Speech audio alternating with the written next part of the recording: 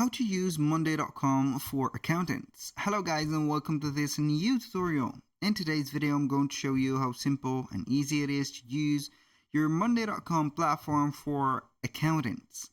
So basically, if you're going to be an accountant and you want to use monday.com, I highly suggest for you to go with it. Why? It is going to be very simple, and also it is going to easily resolve the complicated things that you're going to find in your way.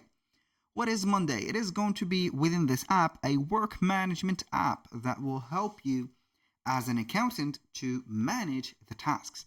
Let's say that we have a commerce, not e-commerce, but basically a business that is going to be accounting consulting or providing accountant services.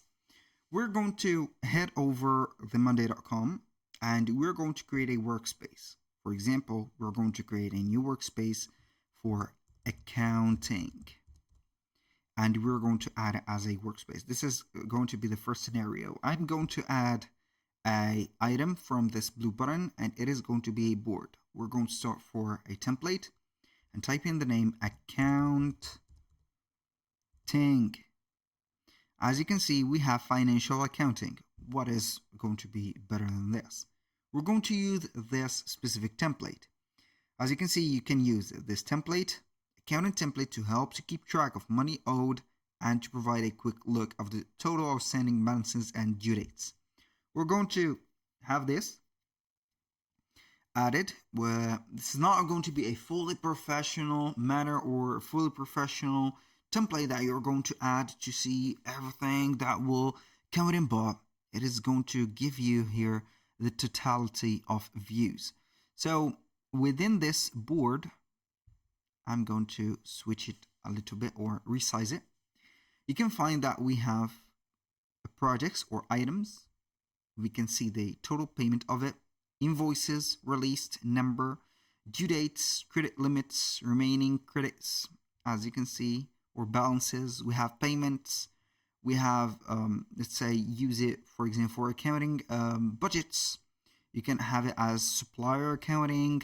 You can go ahead also and use it for, let's say, personnel or employees accounting. So we can go ahead and add another board. You can add this, obviously, but you can also add another board from a template, and we're going to have employees. For example, employees life cycle will be not this one. So employee onboarding, you can go ahead and have the onboarding, for example, life cycle. We do not need this, but also we can go ahead and have budget. Instead, you can go ahead and have budget, retail marketing, budget plan. As an accounting, you are going to use maybe your budget. And also you can go ahead and see the incomes, charges, and also taxes that are going here and there. So you can set up these, as you can see, as an accounting for calculating resources, travels, spent, budgeted, difference on budget, not, and also you can go ahead and use it with the help of HR to manage the people that you are going to employ.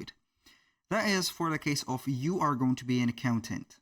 But if in your case you're going to be a project owner, you can go ahead and add the same board within your specific workspace. This is project one, for example. Add the same board, click on start with template and add budget, for example, budget plan as the same one, or accounting,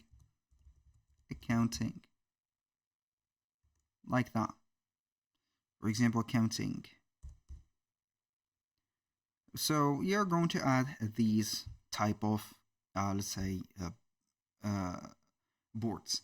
That was pretty much it for today's video. Thank you guys for watching. I hope that you have enjoyed the content, and I hope to see you soon on the next one.